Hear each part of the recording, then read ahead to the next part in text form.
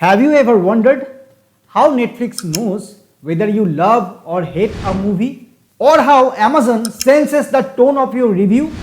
Whether you are happy, disappointed, or absolutely furious? Well, today you are going to build your own sentiment classifier model using Python, Jupyter Notebook, and Streamlit UI trained on 50,000 review dataset from IMDB. Let's turn texts into insights and feelings into predictions. Okay, now let's learn how to build a predictive machine learning model using the IMDB dataset. We would basically do sentiment analysis using naive-bayes algorithm. Now, first let's understand what is supervised learning. Supervised learning is like a teacher guiding the model with answers.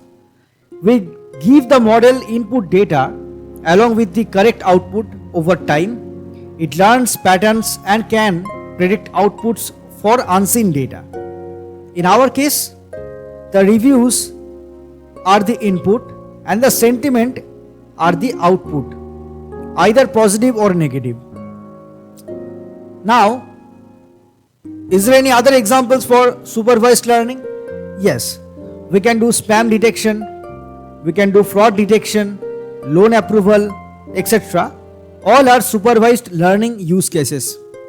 So basically, there can be two approaches from the supervised learning. One is the classification task and the regression task. Now in this case, we would be using the classification task. Now what is classification? Classification is a type of supervised learning where the output is the category or a class. It could be a binary classification problem. Binary means only two classes. For our case, it's a positive or negative. Or it can also be a multi-class classification problem. For example, based on the image, you are classifying whether the person is happy, sad, or angry. Let's take the example here. Suppose you have a label dataset of having images of apple and strawberry. Now you train your machine learning model with all those label data. Now you provide an image. The model would classify whether it's an apple or a strawberry. So that's a binary classification problem. Now in our case also, the sentiment analysis that we would be doing is a binary classification problem because we would classify the review texts as positive or negative. Now what is the problem statement?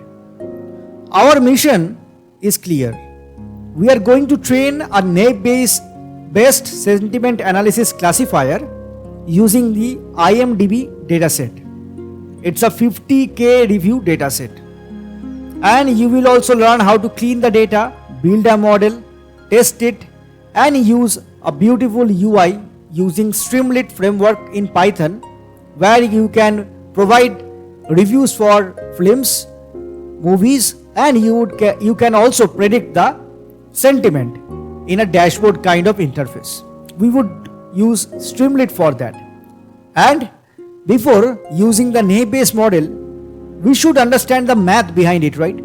The maths behind it is the Bayes theorem. Now it's a probability theorem. This is the mathematical brain behind our classifier. Bayes theorem lets us calculate the probability of a class given some evidence.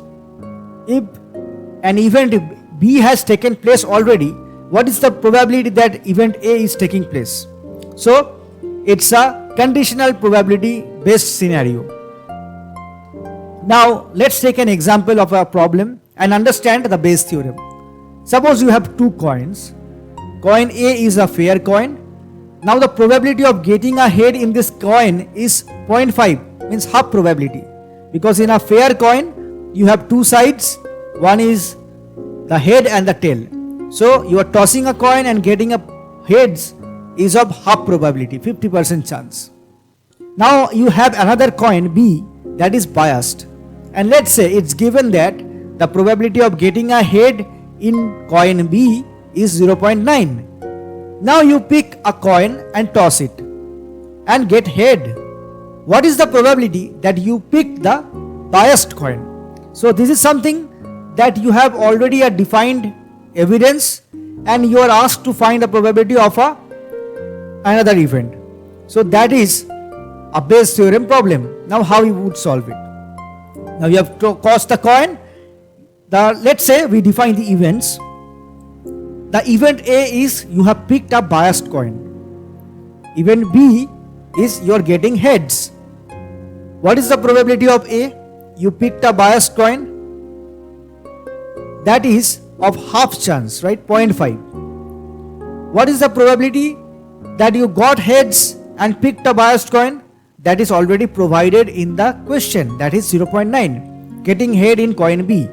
Coin B is biased coin. So that is 0.9. So P of B conditional A is 0.9. And what is the probability that you are getting head and you are picking the fair coin? That is 0.5, because you are tossing the unbiased coin and you are getting heads. That is a probability of 50-50 chance, because a fair coin has only two sides, 0.5. That's why. Now what is the total probability of getting heads? That is P of B. The total probability of getting heads is you have chosen the biased coin out of the two, that is 0.5 into 0.9.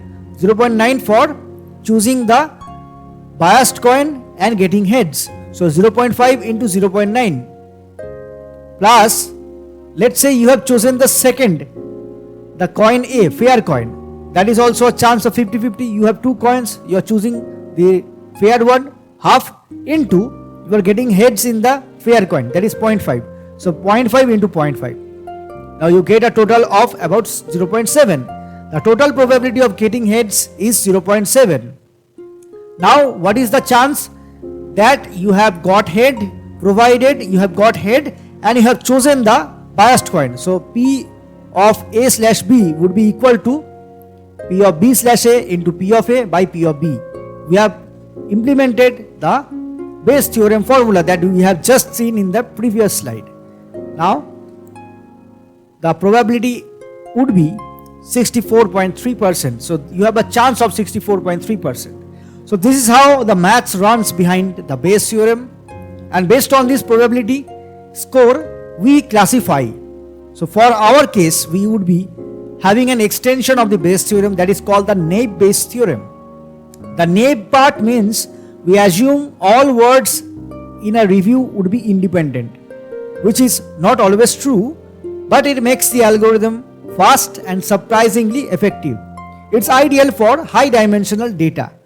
So let's say the evidences or the events that are already provided is a sequence of events, like we have x1, x2, x3 dot dot dot xn. So our formula of naive Bayes gets slightly modified based on the evidences or defined events. Now for our case, in the sentiment analysis problem, we would have the reviews converted into word vectors. We would tokenize the review and convert it into numbers using a bag of words vectorizer, the count vectorizer. And then we would let the naive Bayes algorithm to calculate the probability that the review is positive or negative. Now the question is, what features are used in this model? The input features. Every unique word in the training data becomes a feature here. We have classes positive or negative, and we combine the probability of the word for each class and combine them to find the class of those set of words. So we are basically vectorizing the data and then finding the combined probability to classify whether that review is a positive or a negative review. Now we would quickly jump over to the code.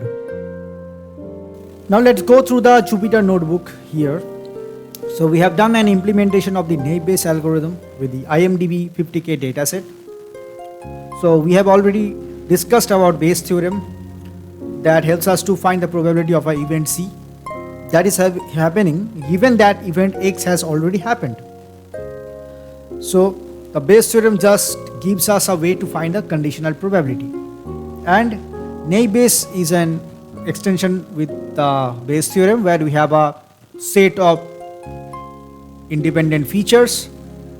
So in this case, we are our IMDB dataset, which consists of 50k movie reviews. Here each of the word would behave as an input feature. So we have 25,000 highly polar reviews for training, and we have 25,000 for testing. We would split the 50k reviews into two sets. One is for the training purpose and another is the for testing purpose. Now once you have installed all those dependent libraries, that is word cloud, pandas, matplotlib, plotly, scikit-learn, numpy, nltk, and then we would you can proceed with the code. So first I have downloaded the stopwords and the punct set. So stopwords are basically the words that do not provide any significance to the data that we have in the text format, like the is, the, and those kinds of stopwords are to be eliminated from the text. The data should be cleaned. So that's why we have downloaded the stopwords. Now when all the dependencies gets downloaded and installed, now you load the data set. Now if you see, I have already downloaded the data set from Kaggle and I have placed that in the project directory here. I have the IMDB dataset. So you have to place that IMDB dataset.csv in your project root folder. So you can then read. So I am using the pandas data frame to read the CSV, and that is the IMDB dataset.csv. I would also show you how the data looks like. Now just bear with me. So here is how the data set looks like. We have two fields. One is the review and another is the sentiment. So here it is. We have the sentiment and the review. The review texts are something like this, a paragraph that contains a lot of text. So we need to clean those data. And for each, we have either positive or negative classification. So you can see there are almost 50,000 data reviews for each of the movies. Now that we are loading it here with the help of pandas, and we are trying to see how that looks like, the first 5 rows of the data frame. Now we would be exploring the data frame. So we are just getting some info about the columns. We are getting to see what is the count of the values, data types, and all those stuffs. And we are also finding what are the description of each of the columns, what are the unique values, what are the top and frequency. And then here is an histogram that I have done, plotted for the number of words for the review column of the data frame. The length I have plotted in a 6x3 histogram.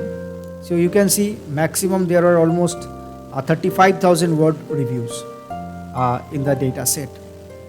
Now to see that the number of words in the reviews for positive and negative separately, these two histograms I have plotted. For the sentiment, means the reviews, if it's a positive review, then what is the string length? The length of the reviews whose sentiment is positive is this one, plot of the number of words. And the reviews whose sentiment is negative, the string length I have plotted in this histogram. So negative reviews are somewhat near 11,000 maybe, or above 11,000 maximum number of words in negative reviews, and for positive reviews it's almost 17,500. Cool. So that is a brief overview about the number of words. You can estimate how much number of words you have in the reviews data. Now we have to do some pre-processing. So this is just renaming the column name from review to text. Just change the name of the column, and then I have written a method. This method would convert the text into lowercase, remove the URL, link, special characters and punctuations. So the data we are having in the data set can have symbols, some can have URLs and all those stuffs that are not relevant to our classification task. So we need to eliminate those things. So we can also expect some emoji in the reviews, because guys, you know that when we write something in the social media, or we rate something, provide reviews, we have we give dot dot, we give exclamatory symbols, we give some emojis. So all those things are not relevant, and it would be a difficult task for being ingested to our model. So we need to eliminate that. So that's why I am removing that with this method. And if there is isn't, then I should substitute that with is not, is he, is wasn't, is was not. So all those short handwriting that we might expect to be present in the text data of the reviews, I have also substituted that, because it would be better if we have the complete text. And then with that method I have applied to each of the text in the data frame. So each of the value would be transformed by applying that particular method cleaning.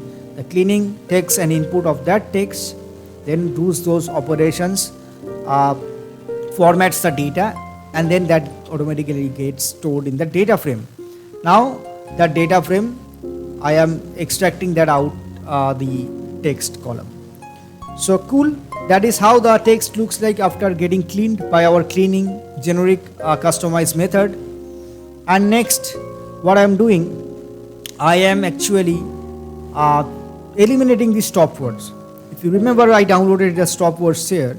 Now for each of the value in the text column, I am applying a lambda function where I am actually splitting the text inside that value. All the words are splitted, and if the word is not in stopwords, I am collecting that and joining with space.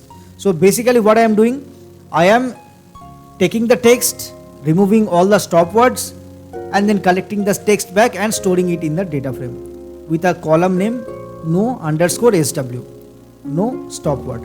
So I am transforming the text column values without stopwords. That is it. So this step took a lot of time. So it probably took for me 20 minutes, because my processor is i5 and 16 GB RAM. So this might vary. So TQDM notebook, this actually helps us to see the progress, because when you run this, you would not be seeing any output, right?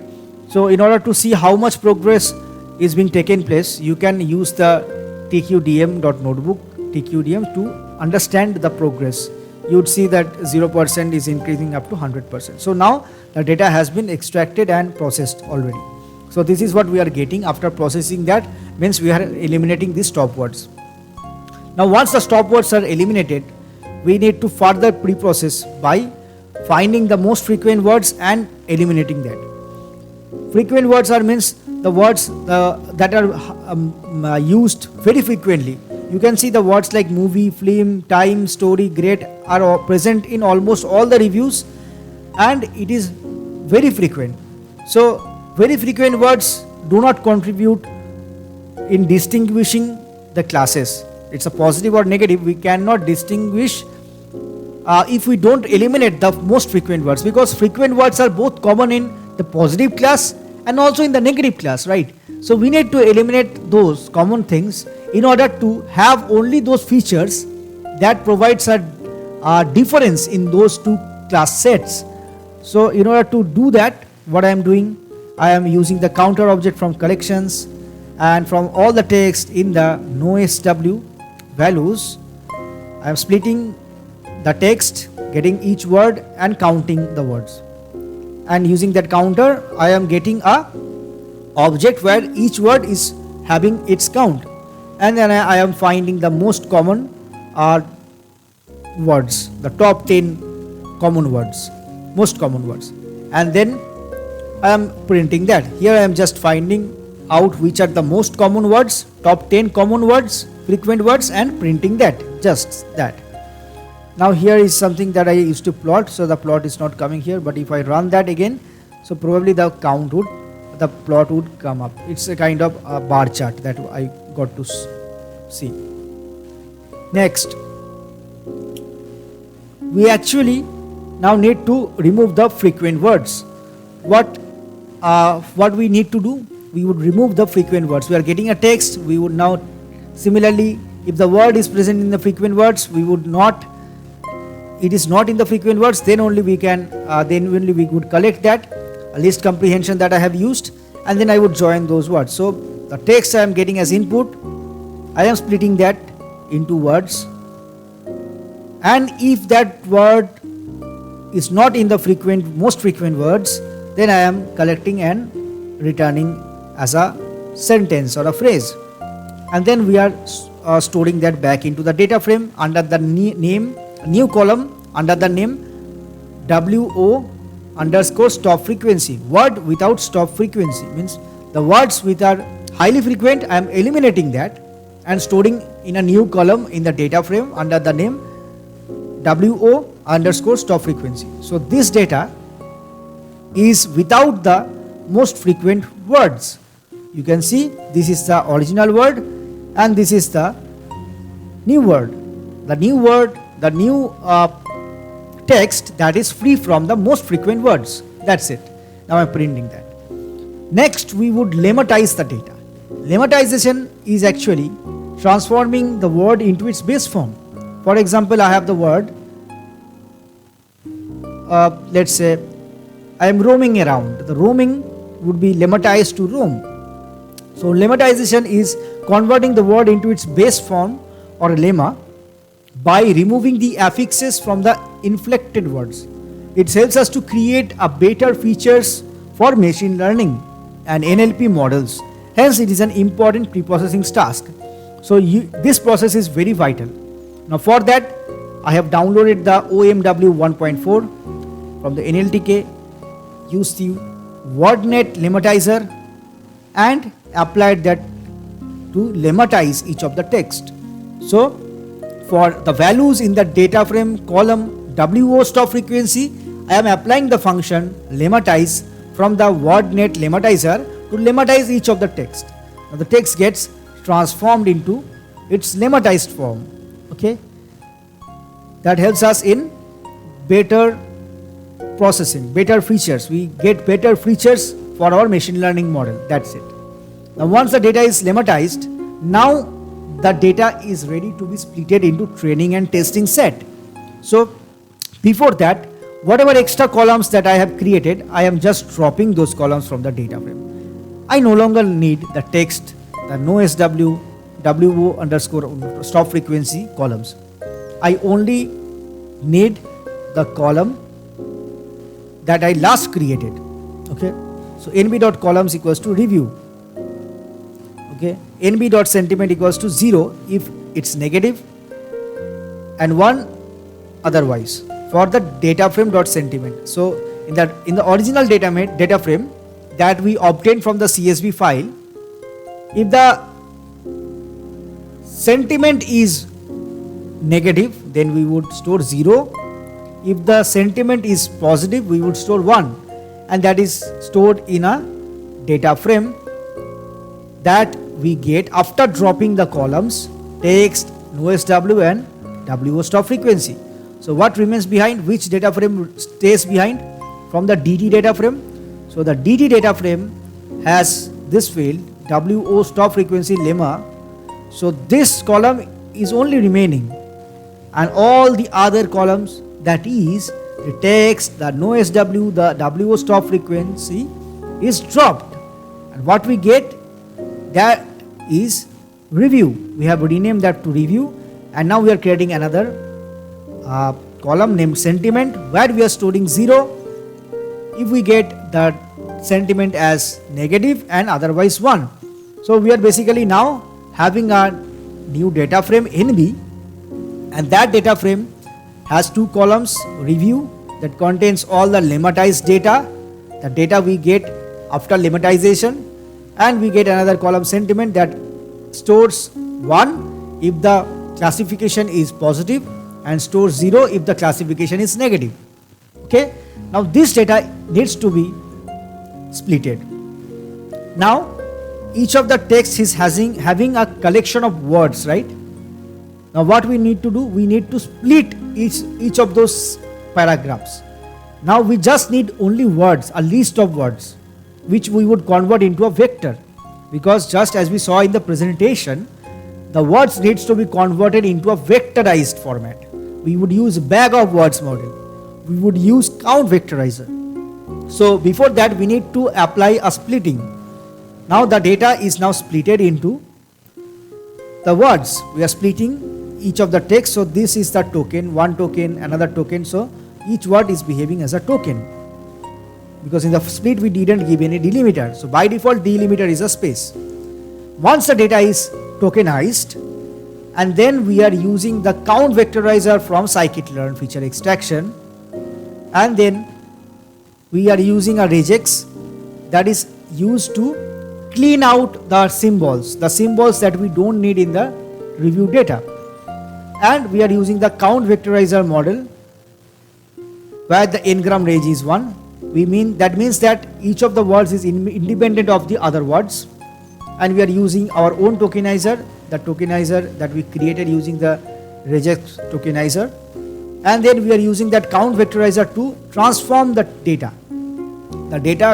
that contains inside the review column of the NB data frame. Now we have got the text counts object, a vectorized object that contains the vectorized format of each of the data consists in the review column of the NB data frame.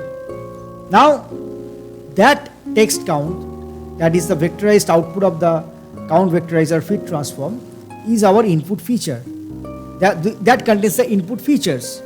Okay, so each word corresponds to a frequency of that word in the whole data set.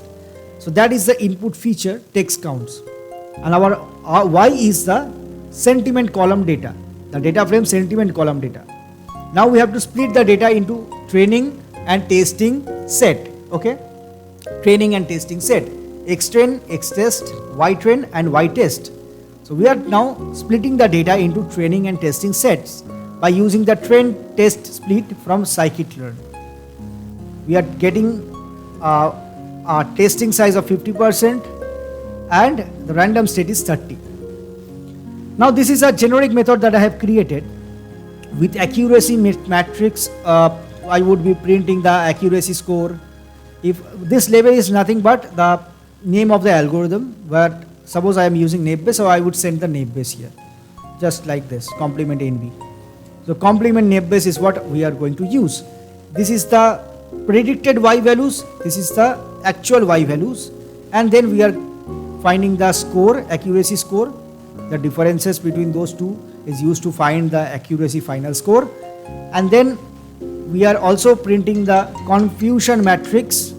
The confusion matrix is based on the predicted data set and the original data, and we are also printing the classification report. So this method is used to print the matrix data. Now we would train the model. We would train the ComplementNB model. We have created the model and then we are fitting that with the training set that we had, the xtrain and the ytrain. Now this would take some time, or maybe some few minutes. The data gets trained, the model gets trained based on the NameBase algorithm, and now validating that with the test data. We are trying to find the predictions from the test data, that is the unseen data. So from the label data we have trained the model, and then on the unseen xtest data set we are testing the model. Now with that test predicted results, now we are trying to find the accuracy. So the test data accuracy is 85.65%. The confusion matrix is this. So when the class was 0, the predicted class was 0 is this one, and this amount of classes were wrongly classified, and so is this one, 1846 were wrongly classified. Classification report also tells that the precision for the negative class was 0.85, for 1 was 0.86, recall scores, F1 score, and the macro average and all those errors are also being reported in the classification report. So to conclude, the diagonal entries in the confusion matrix represents the correct predictions made by the classification model. Each entry on the diagonal corresponds to the specific category. So the diagonal says that this is the diagonal and this is the diagonal element. So this is the rightly classified diagonals and this is the wrongly classified number of items. So The category with the highest value on the diagonal entry indicates the class for which the model has the highest number of correct predictions. So this means the negative review classification is slightly greater than the positive one. So our model has a negative review classification power slightly greater than the positive ones. Now, use any review data to test that model. Suppose I am writing anything here, a sample of sample input I used for Life of Pi, reviewing it just one sentence, and this is another one, reviewing it in just one sentence, a generic one to show that I didn't like the movie. Now first we need to transform the data, convert it into the vectorized format, the input features that the model is able to consume, and then that sample vector is used to predict by the model that we have trained. So the result was positive. This is for the first one, the sample text. The model gave this positive. So that is correct. Now for the next sample case 2, again I have vectorized that using the count vectorizer and then predicted, and then I got that as negative. So the output result would be 0 or 1. So based on that I just have printed whether it's negative or positive. Okay. So that was all about building the model and predicting with unseen data. Now our next task is to use these two objects. One is the model that we have trained, the CNB, the ComplementNB base object, and the count vectorizer that we would use to transform the data into the input features representation. So I would store that as a binary file. So it would be named as sentimentmodel.pkl and the vectorizer.pkl. So two binary files, you execute this code and these two binary files get written inside your project directory. So this is the two files that I have already present. One is for the model, one is for the vectorizer. Now our next task would be using the Streamlit UI to use these two and have an interface where we can write reviews and predict that and get to see a dashboard analytics kind of view. So for that I have used Streamlit. Now I would quickly show you the Streamlit code and then run and see how that interface looks like. Whatever model building we did, how it actually looks like in the actual scenario. So Streamlit is a Python framework that helps us to create easy UI, user interface in the browser. You can test that. So that is something very helpful for data analysts and machine learning engineers to test their models. So data scientists often use the Streamlit to give a user interface and present that to different stakeholders. So this is the project folder. I have pages, two files. One is the submit review where users can submit the review, and another file to predict the sentiments. Now this is the virtual environment I have created. Now to talk about the libraries that I require, first is the Streamlit. I need pandas, I need scikit-learn, I need the natural language toolkit NLTK and Plotly to provide the graphs and data visualization stuff in the predict sentiment file. So this is the main file, and okay, one thing to note, the two binary files that were created outside the project folder, I have copied and pasted it inside this sentiment analyzer because our code would use these two files. So this is the main file, the Streamlit app, that is the home page, and we would have a left navigation pane. The navigation pane would have these files, the submit review and the predict sentiments. The submit review file is very easy. So the title of the page is submit a movie review. I have just put 3 movies, The Life of Pi, The Inception, The Godfather. Now users can go to that page and provide a review in a text box. Once the data is put inside that text box, then if they hit the submit review for that movie, now the movie review would be appended in this reviews file. This reviews file, I am using a file called the data.json, a JSON file where I am going to store all those reviews submitted by the user via the UI. So you can see for each of the review being submitted, I have one item in this array of JSON objects. So this JSON file is actually an array of the JSON file. It is serving as a a database, you can say, a JSON store where I am storing whatever are the objects that are generated via the UI, submit review. So users are submitting review and I am storing that in the data.json file. Now, in the predict sentiments file, I would only show them that here you can predict the sentiments of the reviews. Again, I am using the two objects that I had created in the Jupyter notebook. One is a model and another is a vectorizer. And then I am consuming all the data from the data.json because here I would predict on the data that is contained inside data.json. Okay, if no reviews are submitted, then it would show that no reviews. And if the reviews are there, means if we have at least one data in the data.json, then we would enable this button predict sentiment, and you can now predict. Once you hit the button predict sentiment, the vectorizer would start vectorizing all the data inside the data frame of review. Now the model would predict on those data. So I have now unseen data. I am vectorizing that as X, and now I am predicting that using the model. So model.predict the X. Now I am creating the sentiment column in the data frame. If its predicted value is 1, it's a positive. If it's a predicted value 0, I am putting at negative. That's it. List comprehension that creates a column data for the sentiment column based on the prediction that we got in the predictions, this one. Now once the predictions is done, now the reviews is the data frame dot to dictionary the records.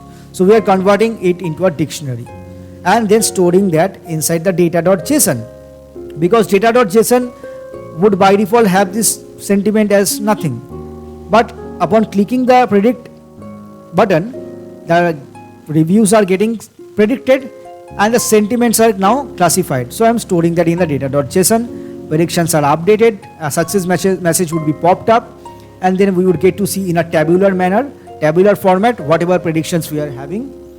And then I am getting a visualization on how the sentiments look like as a pie chart, and next would be a movie wise breakdown of positive and negative feedback. So let's go and check out the visualization, how it looks like. For that, go to the terminal and you have to go inside the environment, virtual environment that you have created. Okay, now I would go inside the scripts and I would activate the virtual environment. Okay. Once that is done, now I would run the file, the Streamlit file. So in order to launch the Streamlit application, you have to write Streamlit run, then the main class name, main file name. A main file is Streamlit app.py. Streamlit app.py. So this is something that you can give any name of your choice, not that you have to give Streamlit app.py. It can be app.py, main.py, anything.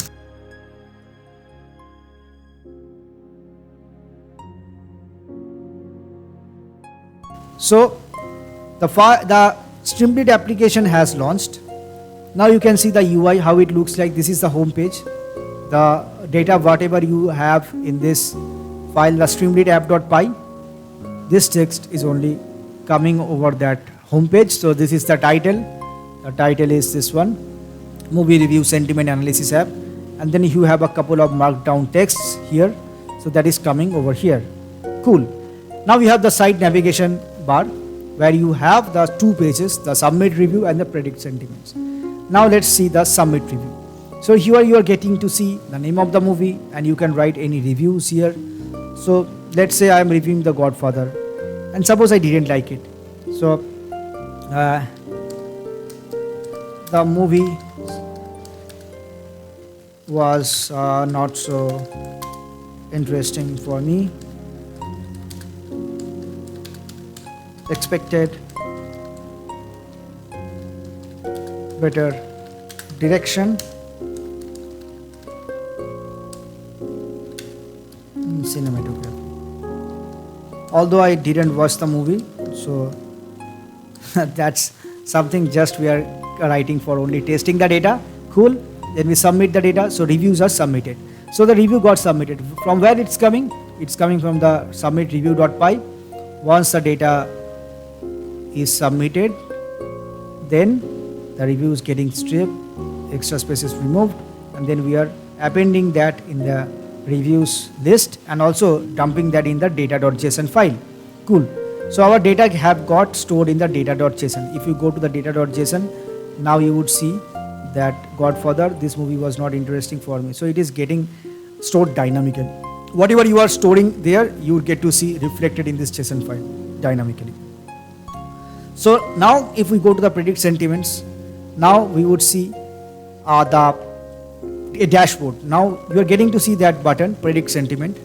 Once you click on that, the predictions are getting updated. So this prediction, the data frame that you are seeing as a table here, is nothing but this one. Whatever got predicted, we are populating that as a data frame, right? We are printing that in the Streamlit interface. Now how to do that? Streamlit object st dot data frame, you pass the data frame, and cool, that data frame gets populated in the UI. So that is why Streamlit is super easy for engineers who are not going to willing to invest a lot of time in building the user interface. Just they want to show how the model is behaving with data, a data kind of application, not for production purposes but for enterprise showcase level. That's fine. Using the Streamlit is good. Even now in the LLM engineering world, people are using Streamlit to showcase whatever agentic POCs and use cases that they are building for small kind of MVPs. Okay, so this was the review that I submitted last day. So all the data is now predicted. So the acting was great, storytelling was awesome, it's a positive sentiment. Gun over the head, felt not good, it's a negative sentiment. Acting was not mature, negative. Love this one, positive. Just instant, the tiger hold me on the seats, it's positive, means the user is super excited. Didn't like this movie, negative. The movie was not so interesting for me, negative. So we got that the sentiments was rightly classified, right? So that is something we are getting the predictions out of a probability based model based on the words that the user has provided. So that's very exciting to see, right? Now this is a visualization. We have almost 57% of the negative reviews. So with this insights, the business can find relevant decisions. They can take relevant decisions based on the data. So suppose I have a platform where I have only these few movies. Now I see that people are not liking the movies. From here it is very clear people are not liking. They have given negative review comments. So what I would do, I would suggest more movies for the movies that have got more positive reviews. So I would suggest more those kind of movies so that people are on my audiences like more engaged in the app rather than they are getting to see movies that they do not like. So this is something the decision that can be taken with the data. So sentiment distribution per movie, we got to see that Life of Pi had a high number of reviews, positive reviews, and Godfather had negative reviews. So with this we can also decide which movies to keep and which web shows not to keep. So this is something very important. So this is the analytics that we derived from the NLP model that we have trained with the NAIP based classification, and we have also created the dashboard using the Streamlit UI, and that's something very interesting. And you got to see how the actual use cases work and how businesses take the decisions, right? So that was all about this. I would upload the code in the GitHub and provide that in the description of the video.